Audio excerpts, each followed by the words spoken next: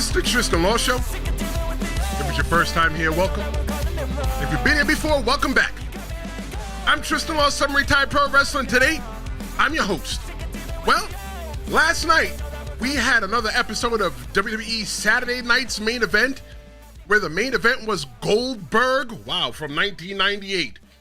Goldberg versus Gunther. And let me start off by saying this. This was the best Goldberg match I've ever seen. But Goldberg still managed to piss me off. I thought, watching that match, that I was probably going to have to come on here today and I was going to have to crash out. But you know what? I'm probably still going to crash out either way because look, Gunther, he locks in the sleeper hold, right? And then Goldberg, he's out. He's out cold. And then the crowd rises and you're thinking, oh my God, they actually did it. And then Goldberg sits up and guess what? The match is done. Goldberg sits up like nothing happens. He poops on the whole entire main event. He poops on the whole entire thing because all Goldberg wants to get to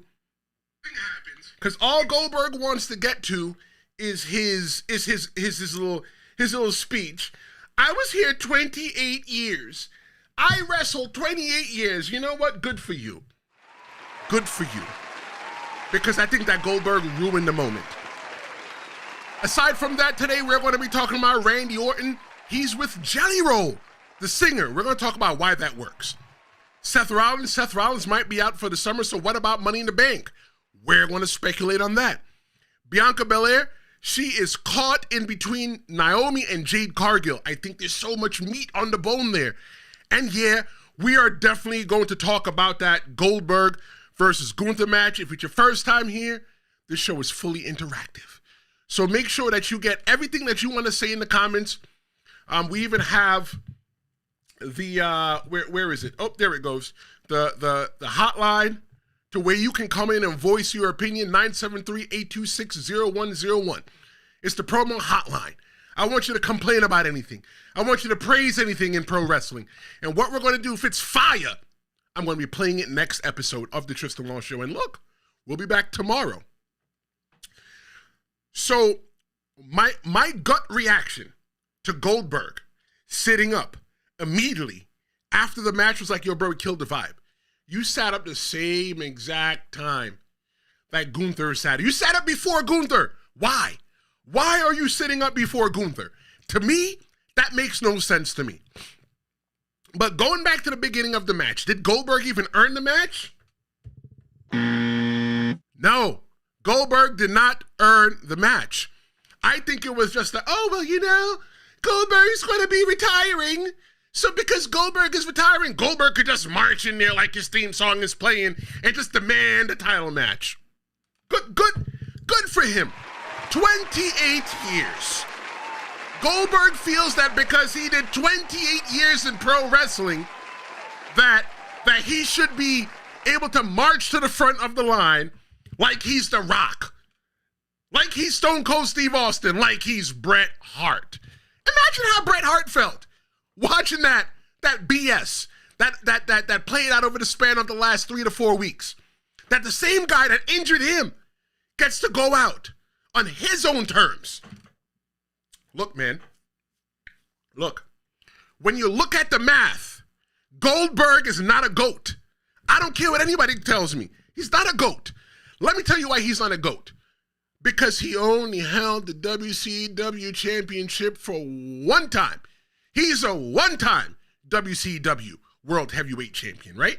But when you look at everything else regarding Goldberg, when he held the title in 1998, WCW will be out of business in 2001. In 2001, Cheyenne Ortiz looks like he wants to get on. Let me see if I can get him on here. Let me see if I can get Cheyenne on. Cheyenne, I'm going to send you a text right now. And when I send you that text, I want you to jump in. Oh, wait, Cheyenne is here. Okay, let's get Cheyenne in. Let's get Cheyenne in. Give me a second. We're going to do this right now because we're going to get Cheyenne Ortiz in there. Cheyenne, can you hear me? I can hear you. All right, hold on. Let me get you over. so that everybody in the world can see your face. Man, it sucks wearing glasses sometimes. I swear, I can't see jack. All right, I got your link. Let me go here into, look, we're going to put Cheyenne Ortiz. We're going to do it. We're doing this live. On the fly, ladies and gents, we are putting Cheyenne Ortiz live on the chat. You can't see him yet. He's not John Cena. But you can't see him yet. But once you see him, I think he has some points that he wants to prove. Let's see. Do I see his face yet? Refresh. Nope, I don't see his face. Cheyenne, where is your face? Right here. Yeah, that's right. There is your face. All right, let me move. Boom. There you go. Now I can see your face. Okay. But you know what? The people can't see your face yet.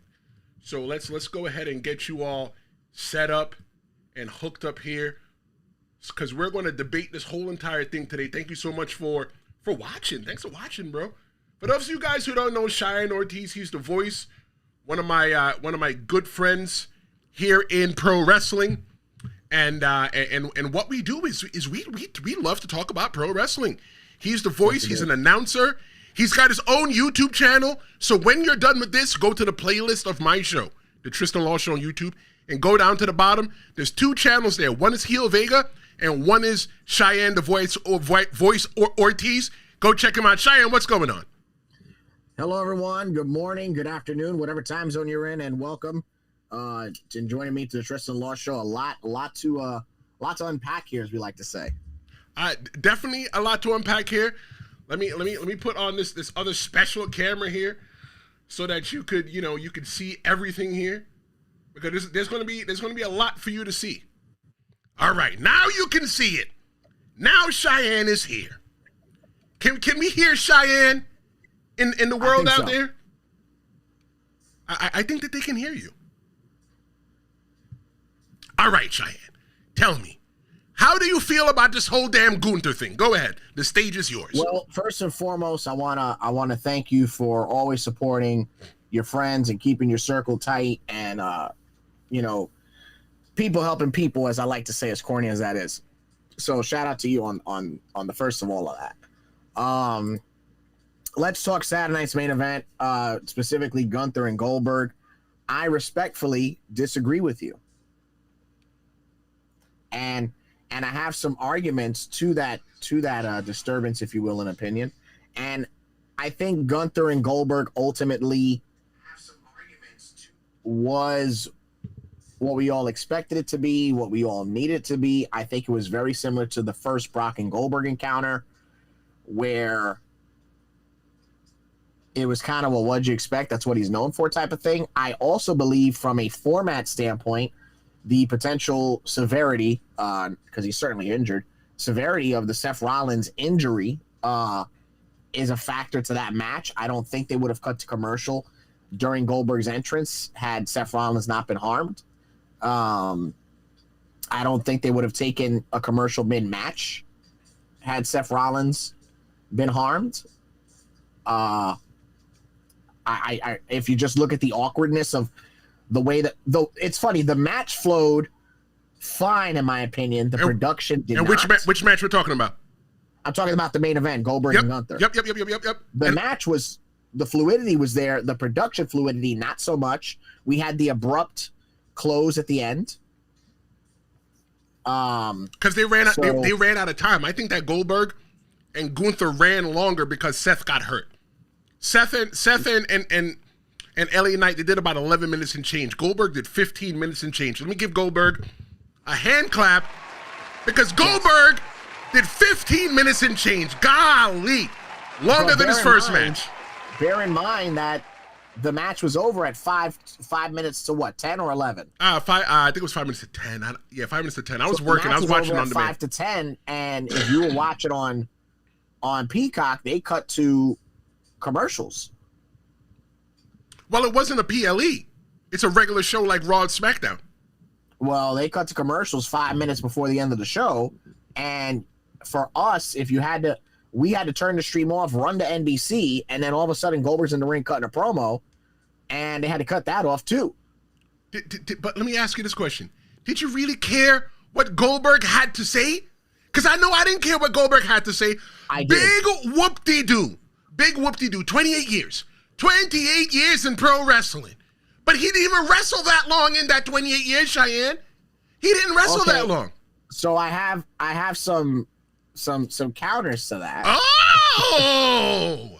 Counter me then, my friend. Now, go ahead. You know what? The stage is yours. Go ahead. Because I'm ready for you. Somebody else that you may or may not have heard of. How long did The Rock wrestle? Okay, how long did The Rock wrestle? Okay, you know what? His first run. You know what? I'm not even going to debate that with you. You tell everybody, how long did The Rock wrestle?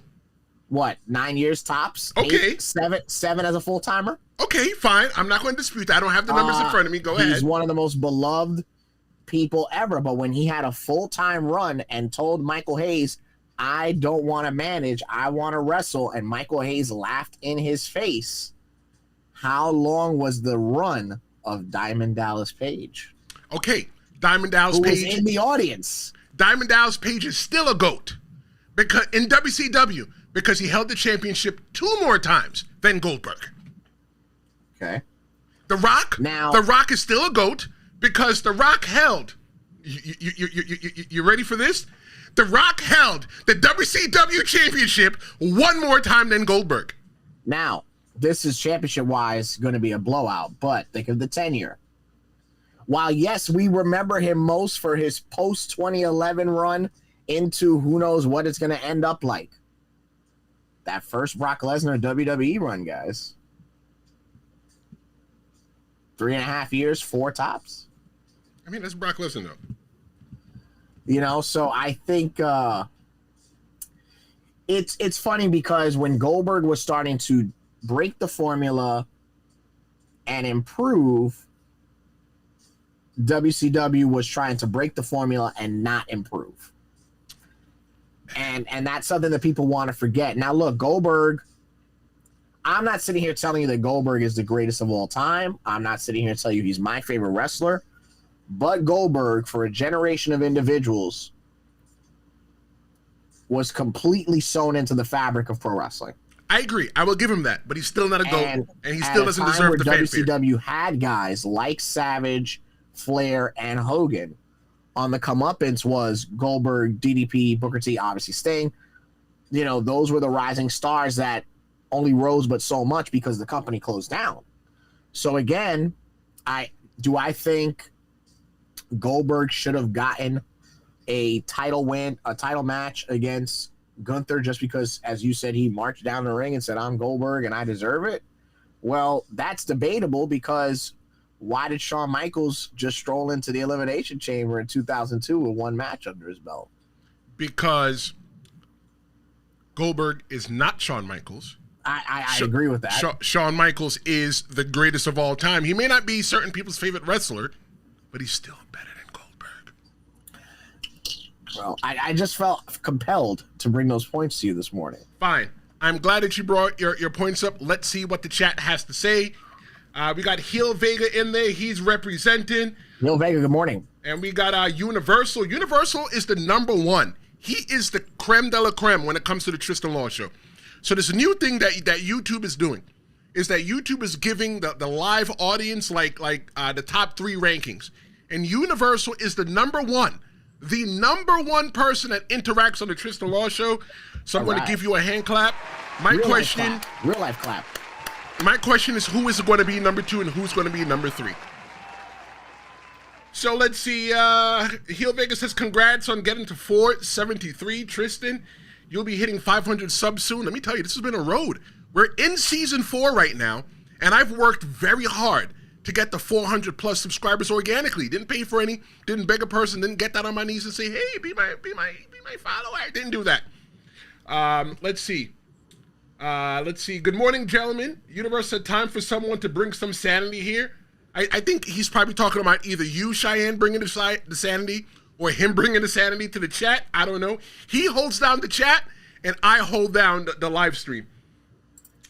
Heel Vegas says Tristen trashing Goldberg as if Goldberg is the worst wrestler of all time when Disco Inferno exists. Oh, Disco wasn't the worst wrestler of all time. He wasn't. That's a good line, though. Look, I hate Heel Vega. That's his name. He's a heel. Because what he does is he just comes in and he just like rolls a grenade into the room and walk out. He does. He rolls a grenade into the room and walk out. And every time when we do this, and we're doing this again, everyone, me and Felicia from the Storyline Podcast, she's booked to be here tomorrow morning, Monday at 11 a.m. We're going to be talking about Evolution. I thought it'd be great to have a woman with me to talk about Evolution. So, that's what we're going to be doing tomorrow. But I'll be tuning in. All of you should do the same. Appreciate you. Much love to you. But Hilfiger just walks into the room and rolls a grenade and walks out. So let me ask you this. Despite how you feel, Cheyenne, about Mr. William Michael Goldberg, I don't know if his middle name is Michael, but it just fit. After the match last night with Gunther, what is your perception of Goldberg overall? Has it changed? I was not expecting Flair Steamboat. I was not expecting Shawn and Brett.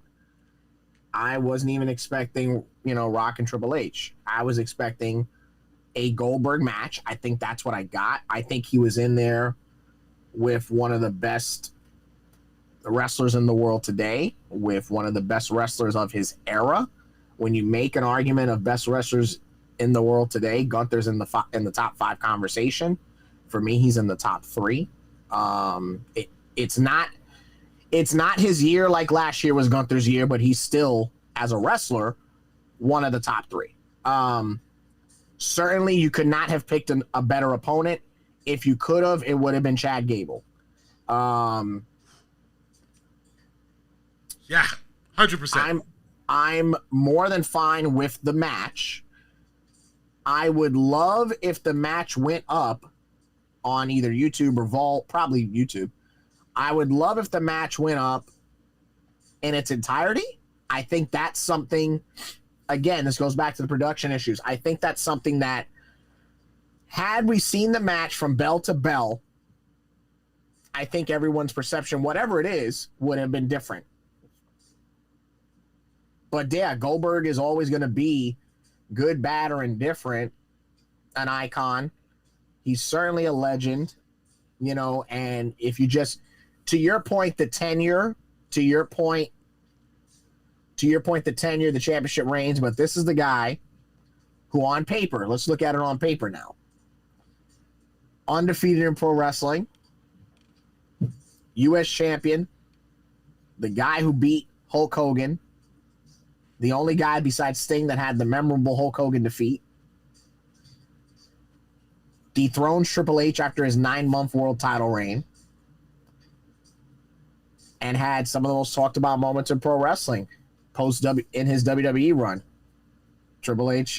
Goldberg and Taker, Goldberg and Rock, Goldberg and Rock, Goldberg and Brock, Goldberg and Triple H. So yeah, the iconography is there, and he got to do it on his own terms because a lot of wrestlers don't get to do that. That's the part of retirements that fans don't want to talk about. That not every time wrestlers don't get to do it on their terms. I guess you're right. Not about the icon part. We're going to totally disagree with that. Okay. But I'll tell you this. My perception of Goldberg, I said from the beginning when I started this episode, this was the best match that I've ever seen from Goldberg ever. I just watched on WWE Vault here on YouTube, and if you're not watching WWE Vault, get your life together. Yeah, seriously. Get your life together. It's replacing the WWE Network. I just watched Bobby Lashley and Goldberg, and that match was like, oh, that was a good match. But this match here was the match of the night.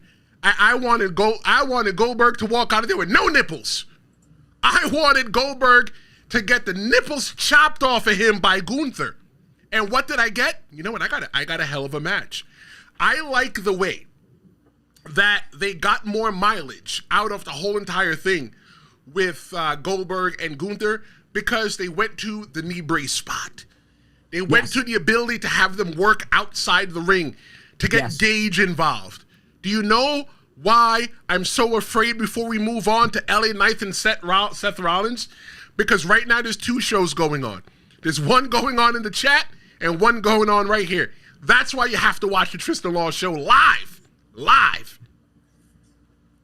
I'm afraid that we're going to get Gage versus Gunther? Oh, I didn't think of that, but the argument's there, right? Oh wow, yeah. I mean, that's definitely my statement. Well, it's no secret that Gage has been training for wrestling to some degree or another, right? And does he play college football or does he play professional? I think he plays college ball. He's still young. Okay. And when you're done, let me know because I gotta crash out again. That's what the young kids say, crash out. I watch a lot of YouTube. I'm about to crash out. I just seen a comment that Universal wrote. Oh, I don't know what that means. So while out, bugging out. Yeah, no, I don't listen to folk music. So yeah, I didn't think of that, but yeah, that makes sense, right? Because that's the revenge tour. Let me avenge my father. I guess that's similar to Dominic and Seth to a degree, right? Yeah, I could see that. That makes sense to me. I'm not mad at that. Me personally, the storytelling's there. If you could leave a sign at a golf course where a guy got his ass thrown in a lake, then you could certainly put somebody's son against Gunther. Look, I'll just say this. I just hope he's better than his father. And before we move on, Universal had to test. What's going to define that for you? For you as an individual, forget the chat. What's going to define that as an individual for you? Because now, let's be fair, it's wrestling 25, 30 years later. He's going to be better. The athleticism is there. The pedigree is there. Goldberg still wasn't good at 30 years old. So what does that mean? Like, what the hell does that mean? Hopefully he's not a chip off the old block.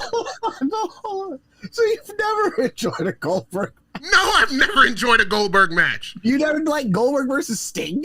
Okay, fine. When I was a kid, you know what? You want me to be 100 right now about Goldberg? I'll be 100. Okay. When Goldberg used to come out and go, I used to do the thing. I used to do the... Like Venom? The shit that he does when he comes out, his gimmick when he walks out.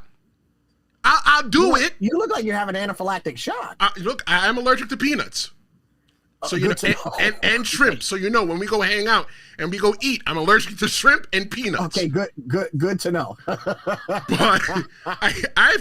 I've never seen a Goldberg match where I'll go, let me recline my chair and watch this.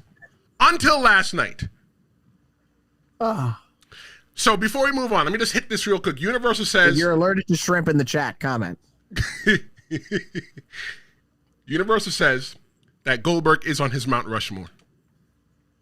I'm seeing that now, yeah. Yeah, I just want to put a stick of dynamite in his Mount Rushmore. Moving on. From one banged up legend who might be sidelined, let's talk about Seth Rollins and LA Knight. Let me tell you something. I think that Seth Rollins... Okay, if you subscribe to the Tristen Law Show... you'll see that, I put up, little prediction video that I do, so don't even worry about looking at that now because you're late. But I put on there, go look at it when you're done. Why not? Look at my predictions. I was 3 for 4, but I put that Seth Rollins was going to lose that match. I didn't think he was going to lose like that. But I definitely give Seth Rollins his flowers because he still finished the match. If you know where to look, you can see where they changed the finish on the fly and they went into it, and you know what? It might have been not what was supposed to happen, but you know what? They still finished the match, and LA Knight still came out strong, and Seth Rollins still came out like a champion. What did you think about that match last night, Cheyenne? Well, a lot of respect to Seth for ultimately relaying to either the ref or the doctor, like, hey, just tell him hit me with the finish, and we'll go home. From there, because in theory, once you're hurt, the status quo is, it's a no contest. The X is up and you're done. Seth being the vet, the constant professional that he is, the incredible athlete and wrestler, he's like, hey, just tell Knight we're gonna go home. I think as a match, it was what I expected. I was really looking forward to it because I think LA Knight as an athlete is not what we're talking about, and we should. So for him to be in there with arguably the standard athlete in the WWE was a great, spotlight for him. Same way I felt about Penta being in there with the workhorse that is Seth Rollins. As a match, I thought it was fine. I think we were just starting to cook. if you go back to the what I want to know is, if you go back to just before the injury, Seth does this springboard senton. And if you take a look at that right ankle, it kind of bows out a bit. Mm-hmm. And I wonder if that's a factor to when he lands on his feet for LA Knight evading the potential lion salt or whatever you want to call it. The announcers did say something like, "Oh, that's the knee that's been bothering him." So I don't know. Maybe he had some issues with his knee. You know, that was the problem knee, right? Or was I bugging? That was the problem knee because okay. Look, okay, fine. I will tell everybody in wrestling, if you don't know, Cheyenne is in wrestling. But let me tell you, if you don't know about wrestling, normally when you're working, your injured body part is always on the left side. Left arm, left leg, left hand, left foot, left elbow, left ass cheek, whatever it is. It's Which, always, by the way, to further that point, is because most people in life are right-handed. Mm-hmm. So that way you can still work the match without grab and hold people without losing your dominant arm. And I promise you, if somebody's working a left side, it's either A, because they are right-handed. They're right-handed, excuse me, or they just for some reason sell that part better, and it's usually a leg. That is true as well too. And if you're even left-handed in wrestling, you have to learn how to work with your right. You got to learn to throw punches with your right and kick with your right. And John Cena is left-handed and a southpaw. He throws with his left, but everything he controls is with his right. I didn't know that. You know Same as Road Dogg. Road Dogg's a southpaw also. That's right, because when you used to do the yeah. All right, cool. You see, we all learned something here today. That's why you subscribe to the Tristen Law Show. But Seth Rollins' injured knee was his right knee. So that's what you could say. You know what? Hold on. Let me rephrase that. Whenever I teach people about wrestling, I always say there's a rule book, right? There's an unwritten way of how to do wrestling. But There's always that however. So you could work the right leg or the right side of the body if it makes sense in the story. Maybe, you know it's something that's always injured or something like that. So you can go ahead and work the right side. But you normally always work the left side. But they did mention that Seth Rollins did have a little bit of, maybe he tweaked his knee or something like that. Maybe they were trying to sell it. But my main thing right now is, I'm going to ask you, Cheyenne, what about Money in the Bank? What about that briefcase? I had a conversation with a few different people last night about it, and it's corny. It's the ESPN answer, but we need to know the severity of the injury. We need to know what it is, because bear in mind, this is the guy that got hurt weeks before WrestleMania 40, still had a tune-up main event match on the go-home Raw before WrestleMania 40, and then worked 2 nights in a row for WrestleMania 40. So maybe it's something surgery can avoid. Maybe it's something that is strictly PT related. We don't know yet. Maybe he needs some Ben really don't know the Gage severity. And here's the thing. On his knee. Like I said, this is a guy who came back from that leg injury 10 years ago, or almost 10 years ago, during his first title run, in wicked quick record time. And again, he has always beat the odds of rehab. And like I said, for WrestleMania 40 2 years ago, almost 2 years ago, this is a guy who postponed surgery, got all the way to WrestleMania, had tune-up matches during injury, and shined. So I just want to see where it goes. And then, look, everybody knows that I have a promoter's brain from time to time. What's the worst thing that happens? For the first time ever, a formal Money in the Bank match on Monday Night Raw on Netflix?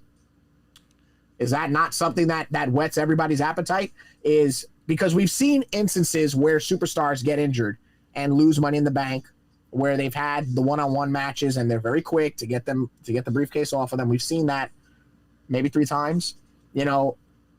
My dream scenario is, for the first time ever on Monday Night Raw, a formal Money in the Bank match, because the briefcase does belong to the Raw brand, or you have a reset. Because if I'm Seth Rollins, why would I give it to Braun Breaker, and why would Big Bronson Reed not be offended by that? Boom. If I'm Seth Rollins, if I give it to Bronson Reed and I'm Braun Breaker, why would I not be upset by that? Boom. If I come back from injury 6 months from now, do I think I'm Goldberg, to quote somebody else on the show? Do I think I'm Goldberg and I should get the briefcase back from whoever wins it? If we're going to talk about the unwritten rule, rules of pro wrestling, well, if Seth Rollins' injury is more than 90 days, then he has to vacate the Money in the Bank briefcase. I disagree. I disagree with that. Especially considering he has up to a year to cash in. So what if his injury is only 9 months? For the first time ever, an injured competitor owns the Money in the Bank contract and can come back from injury fresh and ready to go with 3 months on it and can still cash in. A lot of scenarios to play out here, kids. So I want to tell you about what I disagree with, but Universal said that the knee almost popped out on Raw. It swelled up in the dressing room after the show. They had to drain his knee. Which Raw was this? The one that just happened? Could have been. I think Universal might be an insider or something like that. I don't know who Universal is. Penta? Was that match Universal? It might be. Universal, let us know in the chat. But Heel Vegas says that he would like to see, well, obviously he said he's, all jokes aside, he's hoping that Seth's recovery. Honestly, we all make fun here. We all have a good time. But you know what? It's how he feeds his family. Imagine if any of us were unable to go to work and feed our family. But what Heel Vegas is saying is that LA Knight should pin Seth again via a roll up or something to win the briefcase. I don't like that. So yeah, I think that's too quick. Right. It's the easy answer. I think that it should be a Money in the Bank match. I think that it should not be on Raw because me and one of my really good friends, we are going to SummerSlam next month. Congratulations. Thank you very much. In 19 days, we are going to SummerSlam, and I would love to see a Money in the Bank match live. Restart the clock there or say, you know what, you only have until next Money in the Bank to do it. But like you said, Cheyenne, it's going to depend on one thing. It's going to depend on how long Seth Rollins is going to be hurt. If you could put some Bengay on it, let him do some push-ups and some PT, and he could walk it off, then you know what? Let's just go with that. So let's go your way. Think about the fact that SummerSlam, for the first time ever, is a 2-night event. It's in New York. It's in a stadium. We already have announced Cody Rhodes and John Cena. That's right. We already have announced Randy Orton and Jelly Roll versus Seth Rollins. Versus Drew McIntyre and Logan Paul, which we'll touch on in a few moments. Definitely are. So we've got to announce matches. The idea that we have roughly 3 weeks to say to you, hey, we're going to do for the first time ever Money in the Bank, outside of Money in the Bank, outside of WrestleMania. It's the only 2 platforms I've ever been on. Think about that.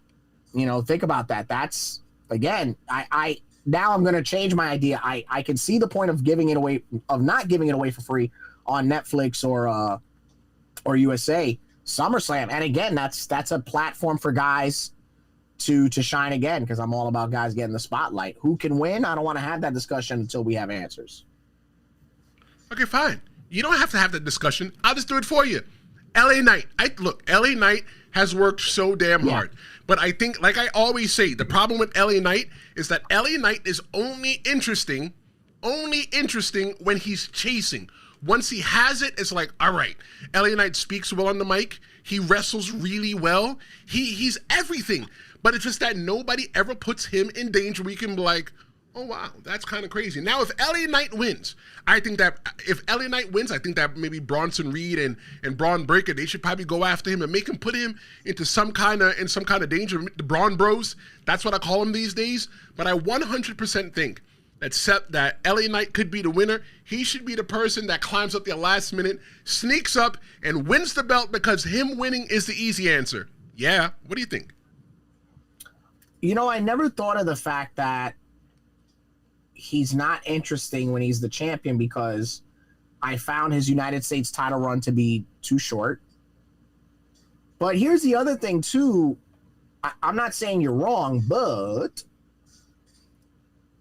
a problem that a lot of people, champions in WWE, are having, heel or babyface, is that, especially the babyfaces, the rogues gallery, if you will, the contenders are there.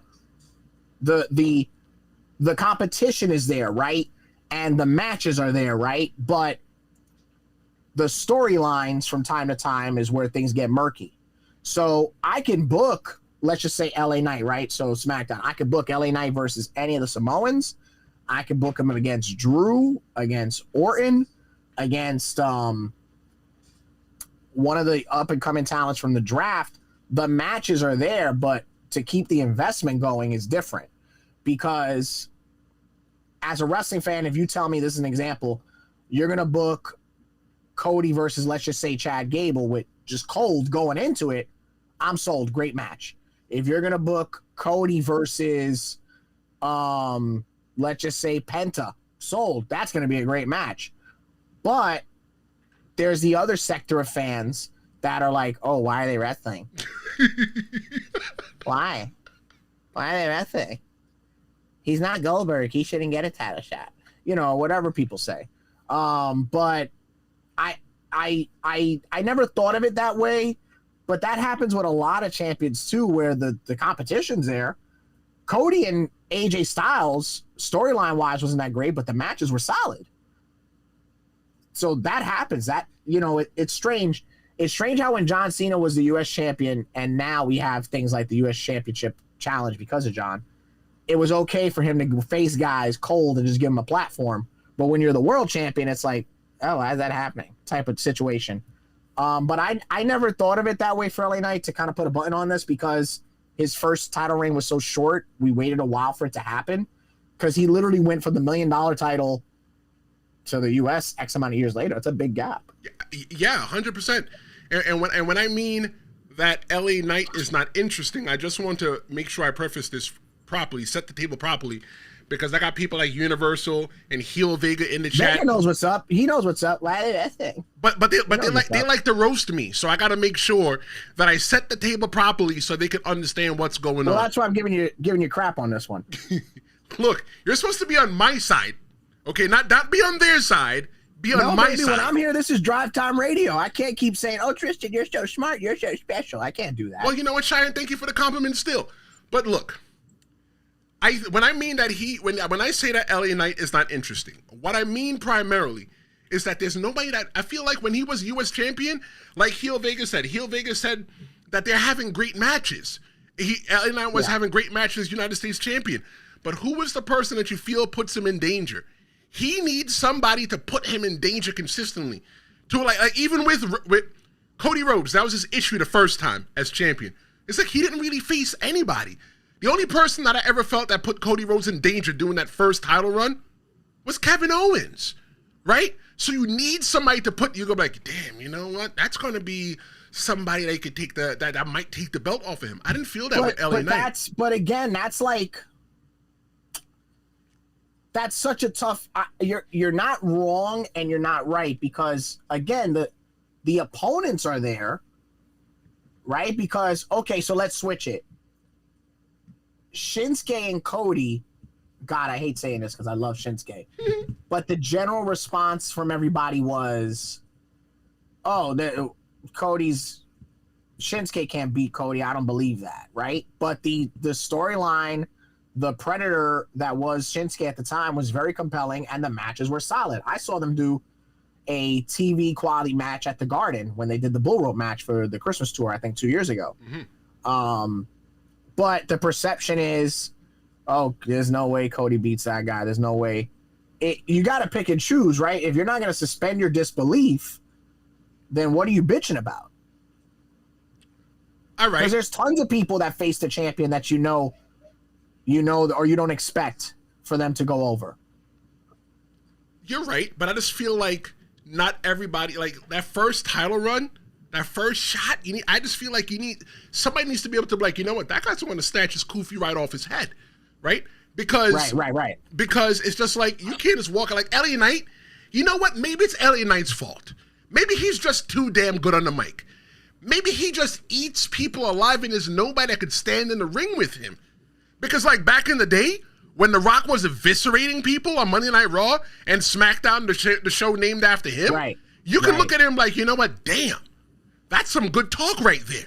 Okay, but now let's go your way, right? So when The Rock was on top and on Raw and SmackDown in 98, 99, when The Rock was facing Bulldog or Boss Man or Al Snow, you knew The Rock was going over, right? Even as a kid. 100%. I was a teenager at that time. But I wasn't a kid. I was a teenager. But when The Rock was facing Austin or Taker or Triple H, there was a sense of danger who's going to win, right? Yeah. Okay, so now Cody faces, let's just say, Shinsuke, Sami Zayn, and Chad Gable. You don't think he's gonna win, right? You know what? You don't think those guys are gonna win, right? Honestly, after watching Chad Gable's work rate at the AAA show last month or the month before, might have been last month or the month before, I don't put nothing past Chad Gable. Too bad he's hurt. Well, that's different. That's just in terms of television perception, because Chad Gable's the best wrestler in the world today, period. I'm not going to argue with that. You got it. I'm going to run away with that. Now, you got it. But if Cody takes on, say, Cena, Roman, or Brock, you're like, oh, no way Cody retains against those guys. Guys, this is not a new problem. This is not a new problem. When Hogan would face Earthquake, you didn't think he was going to win. Oh, but it took him facing the Ultimate Warrior. When Warrior faced Rick Rude for the third time, you didn't think Rick Rude was going to win, and he should have. This is not a new problem. But when Ric Flair was the NWA traveling NWA World Champion, if you watch, yes, hold on, time out. There's a lot of y'all watching right now. Whether you're watching this live or you're watching it later on demand because you actually go to church on a Sunday instead of watching wrestling, hit that like button right now. What are you doing and not hitting the like button? Hit the like button. But either way, Cheyenne, what I was saying, and thank you very much for joining us. Either way, what I am saying, Cheyenne, I need to have you on more often. Like you're my dude, bro, and I just love being able to sit here because, like, fine, I'll admit you don't kiss my behind all the time, right? Which I don't want. You're not a yes man. You challenge me a little bit, which I like. But here's my point. My point is that when Ric Flair was the traveling NWA's world champion, he would go on to the different territories. Yes. And in the different territories, there would be a champion. It might be like the New York State champion, the Florida State champion, all under the NWA banner. Because you know what? Ric Flair wasn't there every single month or every single week. Ric Flair would put on a match with that person that made you say, you know what? That, Cheyenne Ortiz, he's the New Jersey State champion. He just might beat Ric Flair. And boom, last minute, Ric Flair snatches it from them. So if we want to educate people on wrestling real quick, here's the short course on that, right? Tristen Law is the king of New York. I'm the king of New Jersey. Let's just say Universal is the king of Massachusetts, and let's just say that Heel Vega is the king of Maryland, right? And we are the singular rulers of our states. Ric Flair is the champion of not just that, but the 7 continents and the galaxy and the world. And then you work Ric Flair, and you realize why he rules the world. And that's why you would do a finish like a time limit draw, a disqualification, or a dusty finish to protect your singular champion. Sadly, because wrestling has evolved and now there's so many intelligent fans, you kind of can't do that anymore to a degree. If it's done right, you can, but you can't do it as regularly as before, because now wrestling is seen everywhere. If you do a match in New Jersey and you think, nobody's going to see it, but then you put it on YouTube, somebody in Far East Malaysia is going to see it. So you have to have that broadness in your mind from a broadcast standpoint. I get what you're saying, but, and this is something I talk about a lot with my nephew, the WWE in general, and AEW to an extent, is so top heavy that it's kind of like, well, who really? Oh, Cody beat LA Knight. They buried him. LA Knight beat Cody. What are they doing? Cody's the top guy. The WWE is so top heavy right now that who can you really satisfy? Oh, LA Knight, they finally gave him his moment. We're just getting started with Cody's story. Oh, we're only on chapter 4. Who are you really pleasing, right? You can never please anybody. You can never please a wrestling fan at that. But that's what I'm saying. Like, WWE is so top heavy right now while building guys up. We're still building Solo. We're still building Jacob Fatu. We're still building Chad Gable. We're still building Penta. We're still building Mariah May. Mariah May just debuted, and we're still building Jordan Grace. Facts. The WWE universe is literally a universe right now because there's so many stars. And I want to piggyback off that to say this as well, too. When back in the day when it was The Rock and Stone Cold on the top, and one of them got hurt, it's like you had to scramble. Like, who's next? Right now, in the current climate of the WWE, There's so many people on top. Some people say, oh, I don't like the fact that Seth Rollins is wrestling is feuding with 3 people at one time. I don't like the fact that CM Punk is feuding with these other people at one time. It's just the way that they're structuring pro wrestling right now is that everybody can be switched in and out depending on what the storyline needs and what the storyline calls for. So instead of there just being one top guy, there's multiple top guys. You got your Roman Reigns. You got your LA Knight is the top guy. I don't care what anybody tells me. You got your Drew McIntyres. You got your CM Punks. You got even your Dominic Mysterio. Throw Dominic Mysterio into a main event match right now and watch him shine. Absolutely. Watch him shine. Now, okay, you're not wrong because we've been seeing this formula for a while now because this is how we build more than one superstar at once because now if Seth is injured, we have 2 bad guys ready to go. Correct? 100%. Okay. So to me, there's nothing wrong with that formula because injuries happen. You got to be ready on the fly. And then when everybody goes their separate ways, they're ready, right? Okay. Well, okay. When Dusty and Rick were feuding, Dusty had to go through Arn and Tully to get to Rick. Yep. When DX was shooting with the Nation, well, for Triple H to get to The Rock, he had to go through D'Lo and Mark Henry. Mm-hmm. Again, guys, this is not a new problem. It's just more prevalent, but it's not a new problem. All right, so since we're talking about groups, right? Since we're talking about groups, let's talk about MFT. The Bloodline 2.0, 3.0, whatever the hell they are right now. Uh-huh. So last time we had Solo Sikoa versus his big bro, Jimmy Uso. Did you, for a second, think that Jimmy Uso was going to walk out of there with the United States Championship? I did. I think he had a chance. I did. I think he had a chance because of the fact that I don't think people expected Solo to beat Jacob. I don't think people expected Solo to beat Jacob. I think Jacob was going to get a win just to get a win. I definitely believe that Jimmy had a chance, and I'll do you one further. What I expected last night was for not Jay to come out. Hear me out. It would have been a hot shot, but it's what I was expecting. I thought Lance Anoa'i was going to come out and help out the babyfaces. That would be different. You know, because we're adding everybody right now to the MFT My Family tree. Now you got Lance Anoa'i. If you don't know who Lance Anoa'i is, he's one of the Samoans. He's been wrestling in the Northeast on the Indies for a while. Have been in a couple shows with him, me and Cheyenne, respectively, together. Great guy. You know, good guy. You know, he's the one that taught me how to pronounce the last name. I thought it was Anoa'i or Anoi. I think it was Anui. I don't know what the hell it was, but he was like, Anoi. No, it's Anoa'i. He was, oh, my bad, bro. No disrespect to the fam. No disrespect to the fam. But I knew that, I felt, I don't want to say that I knew because I don't know. I felt that Solo Sikoa was beating Jacob Fatu. Why?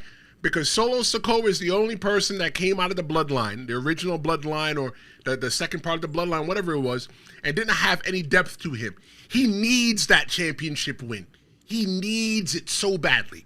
Okay. I thought that he was a little bit too much of a goof coming out on the other side of everything, but now you know what? We can mix that goofiness in there with a little bit. I did not think for a second that Jimmy Uso was going to beat that Jimmy Uso was going to beat Solo Fatu at all, because I don't see that as a story. What I see as a story is that Jacob Fatu needs to make friends. Jacob Fatu can go back for that U.S. Championship, but he needs to make friends. He can't do it. They got that. They got Tama Tonga. They got Tonga Loa. They got Mateo. They got Tala Tonga. The only reason they call him Tala Tonga because he's like 7 feet tall. And you know what? You can't teach that. So you got all those people together in that one group. Jacob Fatu needs a friend. So he's making his friend right now out of Jimmy Uso. And you know who the best friend is that nobody's going to see, Cheyenne? Who's that? Roman Reigns. Okay. Roman Reigns is going to be... Are we planting seeds until he got hurt, for Roman to attack Seth Rollins' group? You know what?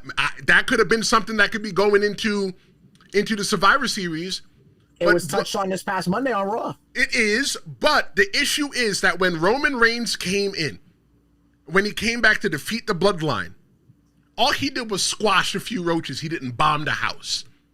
Okay. If he had bombed the house, there wouldn't be any MFT right now. Just be Solo Sikoa walking around talking about, that goofiness that he does. That's what we would have right now. But Roman Reigns needs to come back and just eradicate them all together, send them on their separate ways, make them go bye-bye, let Jacob Fatu get the championship, and everything is going to be all well in the world. Okay. That is my thought. Poop on it. Let's see what the chat says. Trina's here. What's going on, Trina? Nice to have you here. She said she'll be honest with us. She didn't even watch Saturday night's main event. She watched All In. Look. Well, she's still watching it and finished at midnight. Right. Well, look. Did it finish that late? No, it finished at oh no, I think it finished during Goldberg's entrance, right? Oh wow. I saw a tweet that it has the record now. It beat WrestleMania 35 as the longest wrestling show. I was at WrestleMania 35. I still feel like WWE owes me a paycheck for being there that day. Yeah, I don't know the full runtime, but I know it beat the record yesterday. But look, Trina, look. I don't care if you didn't watch Saturday night's main event, and I don't care if you watched All In. Because honestly, this is about wrestling. We all love wrestling. I'm not telling you not to watch nothing or to go. I know that's not what you're saying. I'm not telling you to go watch one thing over the other or whatever it may be. What I'm saying is that, you know what, girl, I'm glad that you're here. I'm glad that you're here. Universal said that he shared this with all of us. Jacob was officially booked to retain the title and win by DQ versus Solo. Jean Paul, you remember that Jean Paul guy? Cheyenne, the guy from French. WCW? Terrorizing? He was French. Yeah, never made anything of himself. But he changed it last minute to Solo winning the title. Heel Vega said, for anybody following Swerve's story... Universal, could you get me a job? Keep going. Right? Universal, where do you work? Do you work? You know what? I don't want to know this about Universal. What I want to know, maybe one day I can meet Universal and be like, Universal could be like, hey, you know what? I work for whatever. I'd love to bring you on for the podcast. How about you and Cheyenne Ortiz? Come on. I'm dying. My bad, everybody. I had this cough for like weeks now. It's nothing crazy. It's just less and less every day. Just letting, everything go through its work. My bad. But you know what? Universal, good point. Let's see. Universal said, great booking last night. Heel Vega looks like he watched AEW's All In. Yep, shout out to him. I did watch the pre-show while I was getting ready for the real job. But Cheyenne, let me ask you this. What do you feel about the name MFT? It's no longer the Bloodline. It's no longer Solo and them. It's no longer Solo and the Tongans and JC Mateo. It's now MFT. What do you think about that name? It's fine. Because it's why would you walk around saying my family tree? It's fine. Who cares? It's his. It's fine. Look, as long as they don't refer to it as my family tree, I'm okay with it. But it's one of those things that it makes me say, thank God that Vince McMahon has nothing to do with the WWE. Because imagine the names that he could have thought of. It could have been like, I don't know, the Tongan dynasty, the Samoan. I don't know what the names that he could have picked out. But I just want to shout out commentary. Both Wade Barrett and Michael Cole did an excellent job of legitimately putting in your head that they are MFT. Yeah. And what they did as well, too, on SmackDown was they zoomed in on the back of the shirt to where it said MFT, my family tree. They explained it without even really explaining it the night before on SmackDown. Yep. But the thing, too, though, is that I always wonder what the hell is on the cutting room floor. What's left? What they didn't discuss? But tonight, we are going to have WWE Evolution. I beat Evolution to death about my thoughts about Evolution. If you missed it, that was the previous show. That was the first episode of season 4. So make sure you go check that out. We're getting ready to take this home in just a little bit. But Naomi and Jade Cargill and Bianca Belair, they are now married to each other. They are now married to each other at WWE Evolution. And tonight we saw that, last night we saw that there might be a little bit of sisterhood or there might be a little setup there because Naomi attacks Jade Cargill in the crowd. Naomi and Jade Cargill got this new thing that was like, you know what, girl, when I see you, it's on sight. It's on site. Bianca's now the special guest referee, and the question is, whose side is she on? Cheyenne, whose side do you think that she's on? You know, I think we're gonna have the classic inadvertent loss. I think we're going to have the, oh my God, I didn't mean to situation. I don't think we're gonna have an outright heel turn. I think that, you know what? The issue going into that whole entire story with Naomi and Bianca Belair and all the and Jade Cargill was that Jade Cargill said that when she got knocked unconscious and she woke up, all she saw was Naomi running away. You're trying to tell me, with all the cameras in the place, the only camera angle we got was Liv Morgan walking the opposite direction? The opposite direction? I think that Bianca Belair, she's into this, that maybe she wanted to do it, but maybe the issue is that Naomi beat her to it. So because Naomi beat her to it, she wasn't able to get to do it. But you know what? Bianca Belair could still become a heel. That could be another heel in the story, and she doesn't have to side. She doesn't have to side with Naomi, because you know what? Bianca Belair, she's got her own gripe. She deserves to be on top. She doesn't deserve to be the mid-card champion. You know, like you got Jade Cargill and Naomi right now. They're just it's just unsight for them. And I don't think, especially after tonight, that we're going to get the answer to the story at Evolution. But I think that win, lose, or draw, Naomi's going to come out there and she's going to snatch that championship. She's going to snatch that championship from her, from Jade Cargill, because Jade Cargill doesn't have any right to win the championship in the eyes of Naomi. Cheyenne, let me ask you this. If you're booking WWE, how do you book Bianca, Naomi, and Jade? That's tough because Jade comes in as a megastar, the same caliber as everybody else, right? It's not like she had to work her way up. And I'm not saying that as a bad or a rude statement. I'm very curious to know how this goes for those three ladies, because it's not the end. I think we're in the middle of the story, especially because we've been seeing Naomi and Jade predominantly out of the three, and now we're going to have Bianca in the mix. So I think we're going to see the next building block to SummerSlam. I think that's for sure where we're going with these three. I 100% agree. I've been wanting and begging for long-term storytelling when it comes to the woman, and I'm just so excited just to see where it goes. Where is it? I just saw the message from Ryan. Ryan, good news. Shout out to you, Ryan. Good news. Thank you so much for watching. He said that Naomi needs to cash in tonight, and Universal asked a really good question. That question was, against who? Because you know the thing that I see sometimes with the pro wrestling fans is that, you know what, we just want fast food results. We just want to put our stories in the microwave and just go ahead and get what we want real quick, fast, and in a hurry. True. Because if Naomi cashes in against, let's say, Io Sky, then what? Then what? What happens next? If she cashes in against Tiffany Stratton, then what? What happens next? I think that if it goes into SummerSlam and then Jade Cargill wins and then Naomi cashes in on Jade Cargill, now you're adding another layer to that story with Bianca with Jade and Naomi. Then Bianca comes in and goes, nah, girl, I'm not letting you live because, you know, I carried you for the tag team championship. I want my championship, match as well, too. You can get a three-way down the line. That's just how I see it going sometime. I don't know. It's funny because I would rather see this story play out further, and I would rather it be that Stratton defeats Stratus to then get, okay, what's next? I would rather this story continue instead of a cash-in for it to be, oh, now what, versus, in my opinion, even though I'm a huge Trish Stratus mark, I would prefer when Stratton beats Stratus tonight, then you say, oh, okay, that was cool, a great match, what's next? I wouldn't sacrifice a cash-in on these three when there's so much story that could be told, because you could take this to at least October.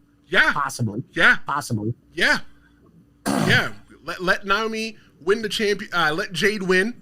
And the second that she wins, let Naomi come out there and take that belt from her. Naomi takes that belt from her. They can go till at least October. You're right.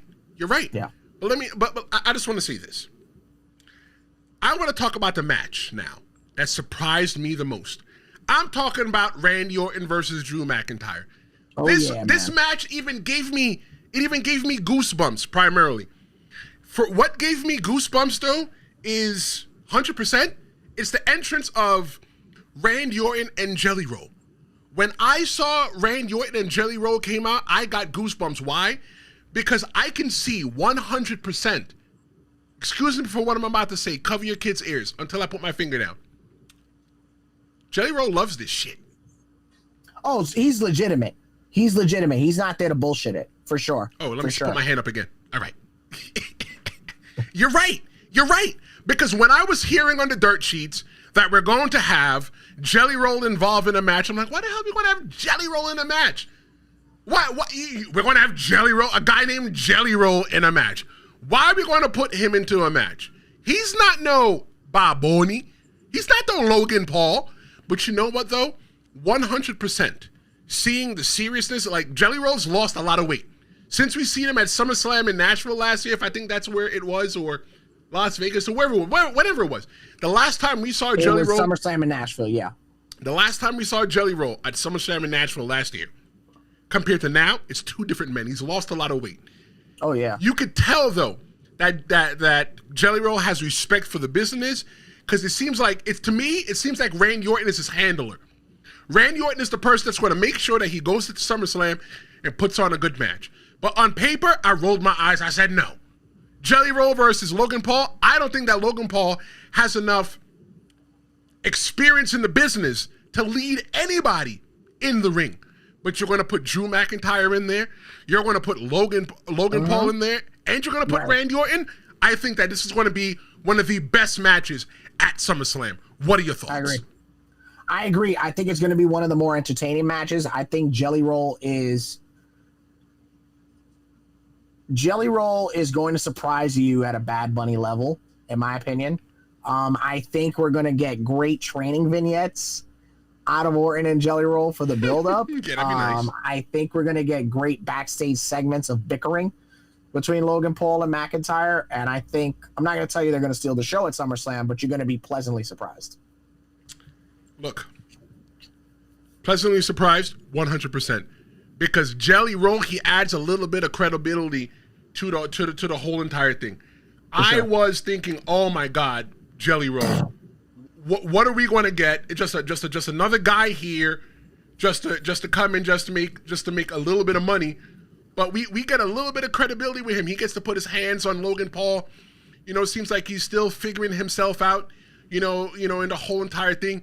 And you can tell if you know where to look in the whole entire thing, you know that Randy Orton is the one that's driving the traffic. Yeah, Randy Orton is the OG. He's the OG. Jelly Roll gets the ability to not only be in the WWE ring, but he's going to get trained maybe by Drew McIntyre, Roman Reigns, and also Logan Paul. Look, I want this channel to blow up so that I too could go ahead and get on the WWE, WrestleMania. Let me wrestle again. I just need one WrestleMania match. That's it. Put me in a tag match against Logan Paul. I don't know. Just book this shit. I don't know. Book this shit. Is this the celebrity matches you think you needed, Cheyenne?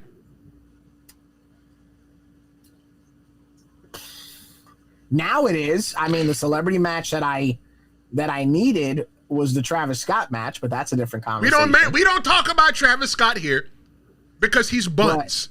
He's bread. He's soft. I'm sorry, did you say he's buns? He's buns. We don't talk about him. He's buns. He's DDP. I haven't heard that in a long time. Okay. He's DDP. Look at the production here. How could you not love it here? He's DDP. Yeah, I definitely think I'm weird because I never wanted to see, not a negative space, and I come from the era where celebrities were very much a part of wrestling on a regular basis. Mr. T, Lawrence Taylor, James Buster Douglas, I go that far. in terms of involvement, where celebrities at WrestleMania they had to have somebody, and then they just got to stop, and now they have, like 6 every year. Right. Yeah, I mean, it's a celebrity match that I wanted because I'm invested now, because I'm curious, but I never go out of my way and say, oh, who would be great in a match? I don't do that. I don't do that. Well, I'm excited for this match. I can't wait for this match. I'm tuned into SmackDown. I watch SmackDown now because it's 2 hours now. When it was 3 hours, like, oh my God, there's still more? I was talking to my friend Lewis the other day, and I was like, yo, bro, you watch SmackDown? No, I didn't. I haven't watched SmackDown in years, bro. After watching the whole Jelly Roll thing on SmackDown, I'm like, you know what? I'm invested because I'm going to SummerSlam, baby.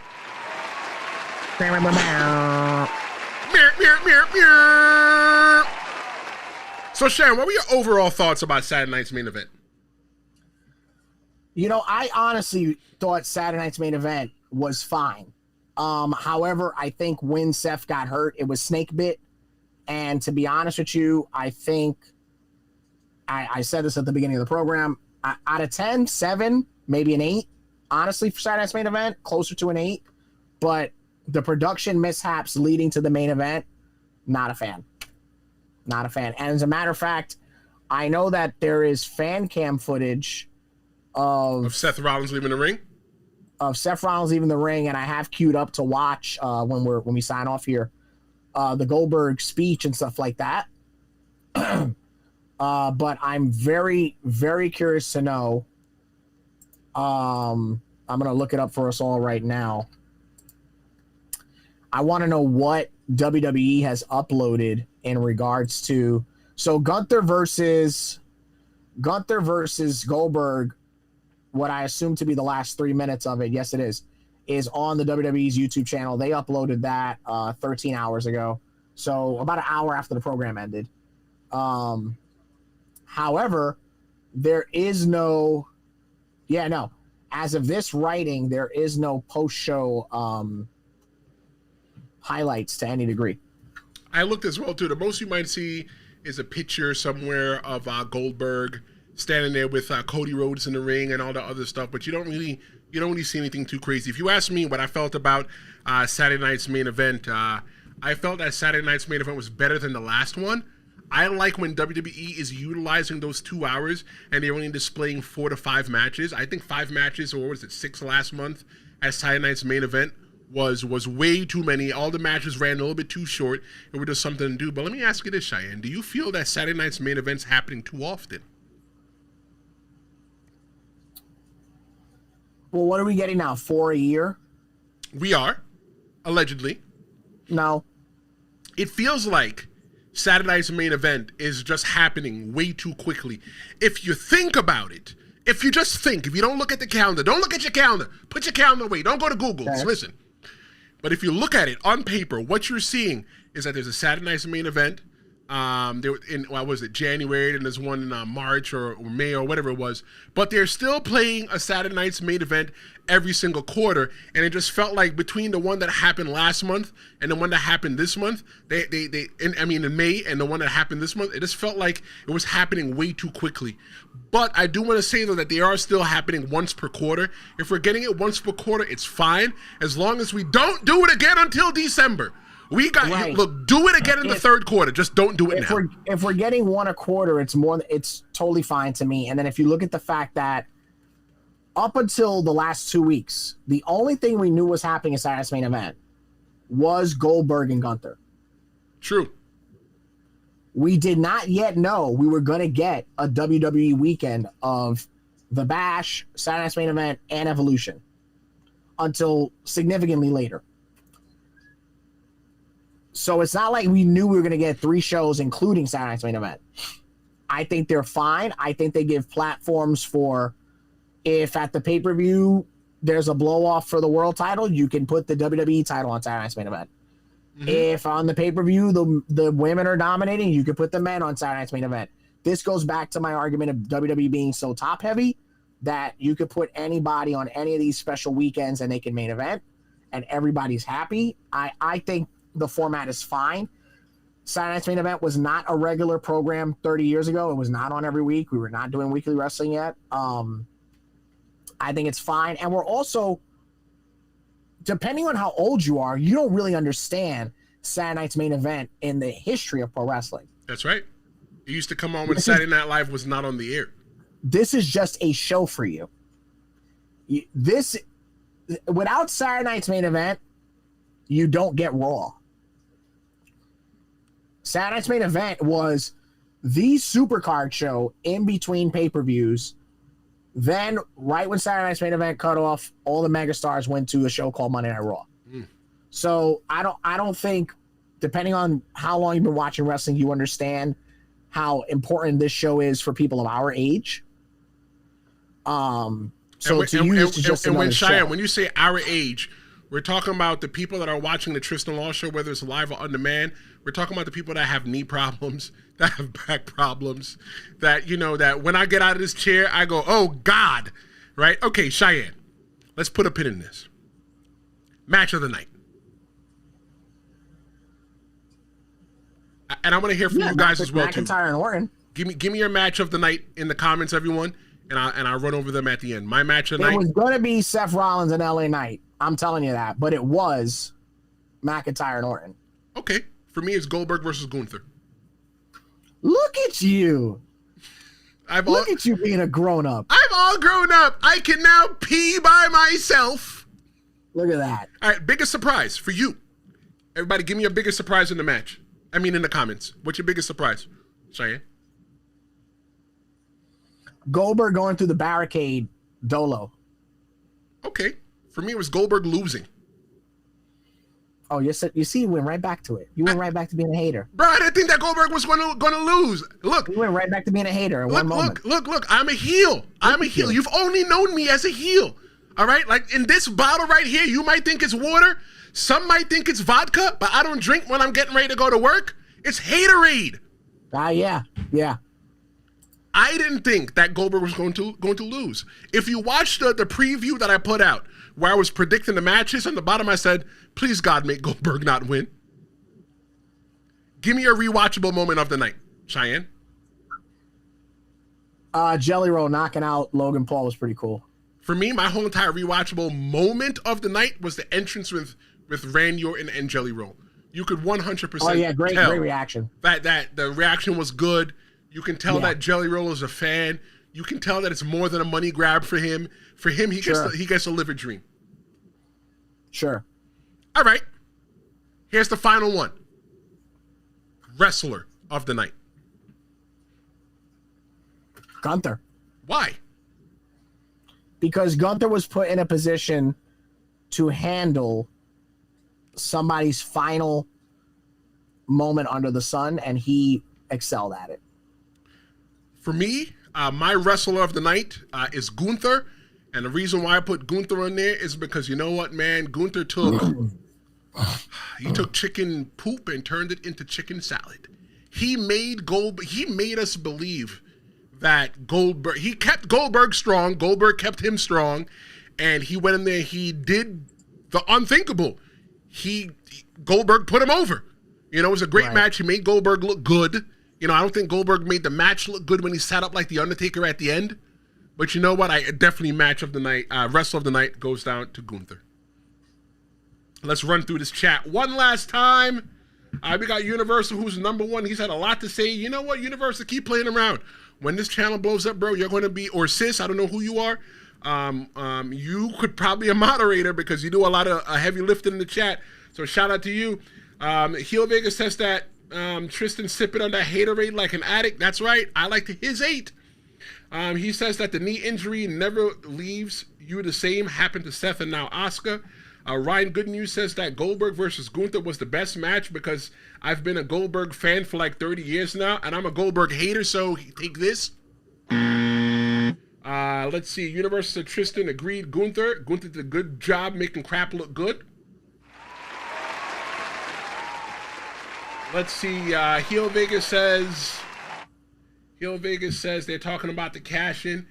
Let's see. Naomi should only. Heel Vegas says that Naomi should only cash in to screw Jade. She doesn't need to wait for Jade to win. She could cash in during the match, make it go multiple ways. Yeah, okay. I think it'd mean more, though. It would mean more if she just took it from her when she won it. Let her win it and just snatch it from her. Cosign. Let's see. Universal says you could only cash in on champions. That is true. But if she puts herself in the match with the Money in the Bank, she can still participate in a Money in the Bank match. Heel Vega said exactly she could cash in doing Tiffany versus Jade. She could even pin Jade to win since it'd be a triple threat match at that point. Universe says triple threat? No. The rest of what you said, maybe. Okay. Heel Vega said that she could interfere after Jade hits Tiffy with Jaded and calls a DQ, beat the brakes off of Jade with the briefcase, then cash into Tiffy. All right. Okay. MG Guerrera, thank you very much for joining. He said, I wish Asuka would have another title run too. I don't know how I feel about Asuka right now. How do you feel about Asuka? I'm curious to see where this run goes, but, she's got a lot of momentum to rebuild for sure. Where was she? Injured? No, she wasn't injured. She had a health scare, and then she had a security scare. Okay. And let's see. But it was not a good... Universal thinks that the main event was not a good match. And, yeah, so... That's it, Cheyenne. Put yourself over, brother. Let everybody know where they can find you. And if you're looking for Cheyenne's YouTube channel, when you're done with this, go to my channel, because you're already here, and hit playlist and go all the way down to the bottom and check out Cheyenne Ortiz. If you like another voice in wrestling. He does announcing, he does color commentary, he does play-by-play.